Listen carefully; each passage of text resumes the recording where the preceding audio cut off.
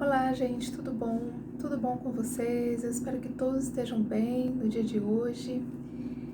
Eu venho trazendo aqui, eu trouxe uma série de vídeos tratando de um livro sobre os arcanos maiores do tarô, que foi Jung, o Tarô, uma jornada arquetípica, de Sally Nichols. Quem tiver interesse em conhecer, né, os arcanos maiores a partir da visão da autora junguiana, certo? Que ela baseou seus estudos no pensamento de Carl Gustav Jung. Quem tiver interesse, está na playlist, né, do meu canal, certo? Os Arcanos Maiores. Hoje eu venho trazendo para vocês mais um livro de outra autora junguiana. Aqui é Clarice Pinkola Estés, Mulheres que Correm com os Lobos.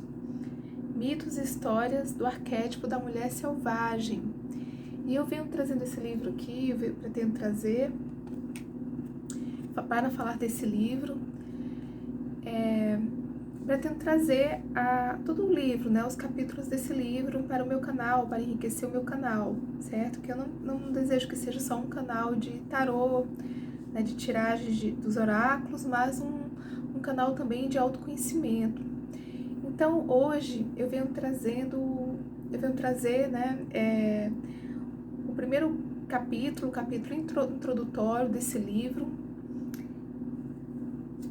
dessa autora, né, que é Cantando sobre os Ossos, o nome do capítulo introdutório. Clarice Pinkola Estés, ela é uma psicóloga, analista e junguiana. E ela, através da interpretação de 19 histórias antigas, né, histórias até pré-cristãs, a autora, ela tenta identificar e resgatar o arquétipo da mulher selvagem. Ela é uma autora inspirada no pensamento do Carl Jung, né? E ela vai fazer um resgate nas histórias, dos mitos, nas lendas da mulher selvagem. Ela vai, assim, fazer uma escavação na alma feminina, né? Então eu vou trazer aqui uma resenha desse livro, né? O primeiro capítulo. Ela vai dizer que a mulher selvagem, ela assemelha muito à fauna selvagem, pois são duas espécies que estão em risco de extinção. A autora começa falando isso. Ela vai dizer que nas terras espirituais da mulher selvagem, nas terras da fauna selvagem, quem sabe da flora selvagem, ao longo do curso da nossa história, essas terras, esses ambientes selvagens, eles foram depredados, estão sendo depredados, saqueados, destruídos. E os refúgios, tanto dos animais selvagens quanto da mulher selvagem, a autora vai dizer que esses refúgios estão cada vez mais sendo destruídos. E a mulher, naquilo que concerne a mulher selvagem que está dentro das mulheres, ela foi se perdendo ao longo do tempo, né? Principalmente porque as mulheres perderam a conexão com seus ritmos internos, com seus ciclos naturais internos, com os seus ciclos mutáveis. Os seus ritmos naturais da mulher foram adaptados a ritmos não mais naturais, mas ritmos artificiais, ritmos trazidos pela nossa sociedade ocidental, burguesa, né, capitalista. E esses ritmos naturais foram forçados a se adequar, né, para agradar. A partir desse pensamento, eu trouxe aqui o meu pensamento, por exemplo, o ciclo da menstruação, né? É um ciclo natural de morte, de vida, que as mulheres passam todos os meses. É como os ciclos da lua, né? Onde há um processo mutável. E existem momentos que as mulheres precisam se retirar, existem momentos que as mulheres estão mais intensas, mas há uma obrigação de uma continuidade, né, de um continuismo assim, no comportamento, certo? Muitas vezes as mulheres têm que incluir um ritmo constante de trabalho, certo? Um ritmo que é artificial e ele não segue mais um ciclo natural da natureza, né? Que está na natureza feminina, mas segue uma trajetória linear. E a autora vai dizer que as mulheres, elas são forçadas a se adaptar a isso, né? E ela vai também fazer, certo, digamos assim, uma comparação, certo, das mulheres com os lobos. Por isso que é mulheres que correm com os lobos. A autora, ela diz que ela se inspirou, certo, para fazer esse resgate da mulher selvagem nos seus estudos que ela tem sobre a flora ou a fauna animal, né? Especificamente o lobo, né? Ela tem assim, estudos biológicos, observações, e ela compara a mulher aos lobos, principalmente. Ela tentou assim, resgatar o que há de natural, né, no feminino. E ela vai dizer que não é por coincidência que, assim como os lobos, as mulheres e os lobos, eles compartilham dos mesmos estigmas, né? Que são, tanto as mulheres como os lobos são tidos como rebeldes, com má reputações, né? Cruéis, perigosos, vorazes, certo? E aí ela tentou, assim, né, fazer uma escavação para encontrar essa mulher selvagem, essa mulher natural, né? Essa mulher que carrega consigo esses ciclos naturais. E ela viu que as mulheres e os lobos têm muitas coisas em comum, né? Entre elas a vivacidade, a capacidade da labuta, a percepção aguçada, um espírito brincalhão, um espírito gregário, a curiosidade, a capacidade de ter muita força, muita resistência, a intuição, a preocupação com os filhos, com os parceiros, com a matilha. Então ela percebeu que tem em comum as mulheres e os lobos, certo? São seres que estão sempre se adequando às circunstâncias, são seres mutáveis, são determinados e corajosos, a mulher selvagem e os lobos. E por coincidência ou não, são duas espécies que foram perseguidas, que foram atribuídas falsamente, né, o estigma de serem trapaceiros, serem falsos, serem vorazes, serem agressivos, certo? E a autora, ela diz que ela percebeu isso ao longo dos seus estudos, né? E principalmente as suas observações, ela brotou, né, da sua experiência de vida, né? Ela diz que veio de uma geração após a Segunda Guerra Mundial, onde as mulheres eram amordaçadas, né? Muitas vezes as mulheres eram tidas como propriedade, as mulheres muitas vezes, quando elas eram artistas ou escritoras ou inventoras, né, elas tinham que lutar por ter espaços, né, espaços para poder se apresentar. As mulheres muitas vezes eram tidas não só como propriedade, mas também eram infantilizadas. E a mulher que, nesse período que ela viveu, que ela vivenciou, a mulher que se apresentava, que se expressava, ela era retirada de cena, e caso a mulher se enfeitasse ou quisesse aparecer mais, certo? Ou colocasse roupas que faziam aparecer sua sexualidade, expressasse o seu corpo, expressasse sua sexualidade, sofria violência, né? Sofria violência física, violência moral, né? E ainda percebemos que acontece isso, né? E ela vai dizer que as mulheres, elas sofriam, né, lacerações, né, espirituais, lacerações físicas, né, lacerações morais, que muitas vezes, quando uma mulher reagia a essas violências, ela era tida como a louca, como a histérica, certo? Aquela que possui colapsos nervosos. E isso acontecia porque a natureza das mulheres era amordaçada, era contida. Uma mulher que escapava por alguns segundos desse forte controle sobre ela, que a sociedade impunha, né? Era tida como a errada, né?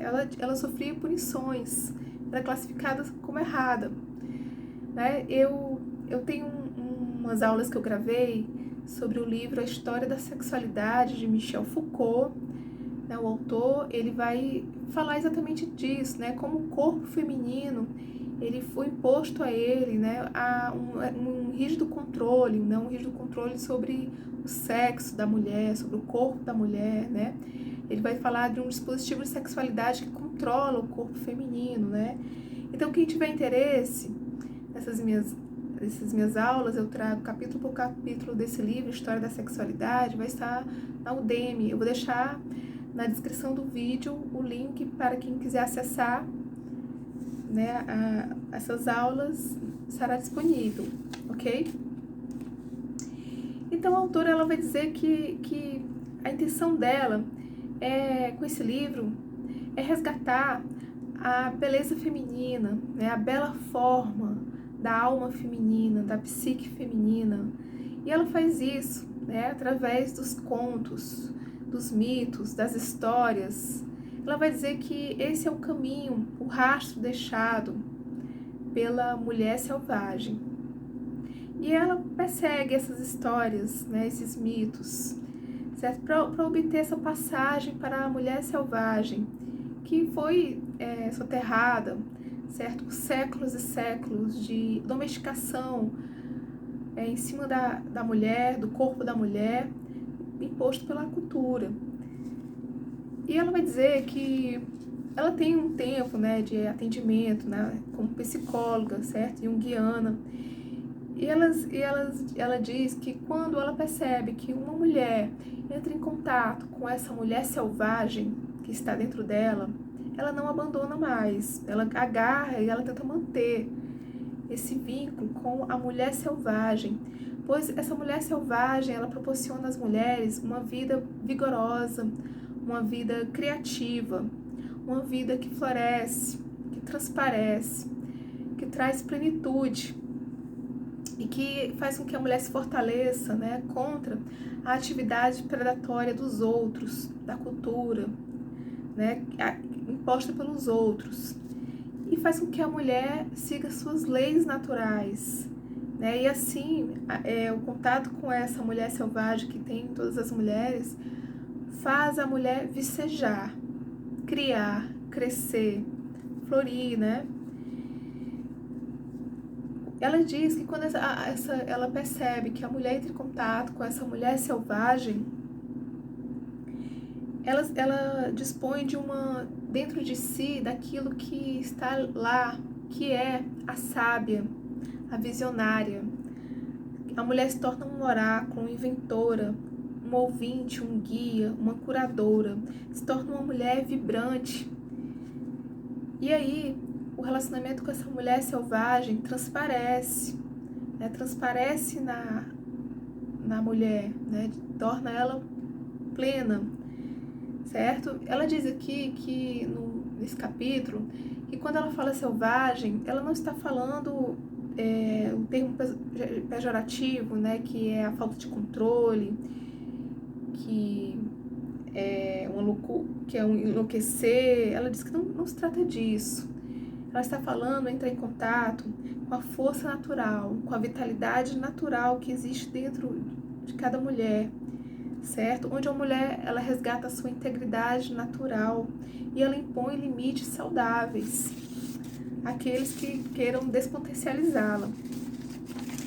Então, a mulher selvagem, ela vai dizer que ela é vasta, ela tem inúmeros nomes. Ela não tem nome, mas ela tem uma diversidade de formas da feminilidade. E que ela vai dizer que quando damos nome a ela, estamos, na verdade, criando em nós um pensamento e um sentimento para resgatá-la dentro de nós. Em espanhol, essa mulher selvagem, ela é conhecida como o rio por baixo do rio. Um dos nomes da mulher selvagem. A mulher grande, a luz do abismo. No México, ela é a loba, a mulher dos ossos. A mulher selvagem, a autora diz, é a saúde para todas as mulheres, pois ela não se permite ser domesticada pela cultura. Ela pode ter inúmeras representações simbólicas, variando de cultura para cultura, certo? Mas a sua essência não muda, ela não é capaz de ser domesticada. E ela é capaz de abrir os canais entre as mulheres para torná-las fortes, lutadoras, resistentes, vitais. Quando perdemos nosso contato, com nossa mulher selvagem, ficamos enfraquecidas, podadas, silenciadas. E a mulher selvagem, ela resgata a vitalidade feminina. Ela diz que entre muitas mulheres que foram me procurar, no seu consultório, ela percebia que essas mulheres estavam longe do contato com essa mulher selvagem. Então eram mulheres, certo, que tinham rompido com essa força selvagem da sua psique. E por isso elas apresentavam sensações de fadiga, fragilidade, confusão, depressão, a sensação de estar amordaçada, desestimulada, assustada, sem ânimo, fraca, sem expressão, sem criatividade, com fúria crônica, sentindo-se impotente, bloqueada, isolada da própria revitalização, com medo de experimentar o novo. E ao entrar em contato com a mulher selvagem, a mulher adquire as características do lobo, que é exatamente ser robusto, ser pleno, ter grande força vital e resistência. É que nesse momento a mulher aprende, certo, a ter consciência de seu território.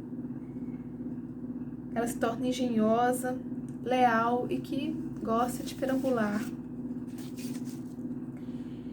E a mulher que entra em contato com a mulher selvagem, ela adquire a capacidade da cura, a cura interior, a cura de si, a cura dos outros. Quando você entra em contato com essa natureza instintiva, a autora vai dizer que isso não quer dizer que você vai ficar antissocial, ou louca, certo? Ou tornar-se menos humana. Não. Mas implica delimitar território, conhecer sua matilha, ocupar o seu corpo, estar consciente e alerta, e entrar em contato com os poderes da intuição e da criatividade que têm todas as mulheres. É tornar-se dona de si, apoderar-se de si mesmo. Não ser um zumbi, não ser alguém alheio a si mesmo. E sendo assim, ao entrar em contato com essa mulher selvagem, a mulher, ela se torna benfeitora de si mesma. E aí costuma surgir, muitas vezes, pintoras, escritoras, escultoras, inventoras, tarólogas, pensadoras, rezadeiras, certo? Porque a mulher selvagem, ela é visceral.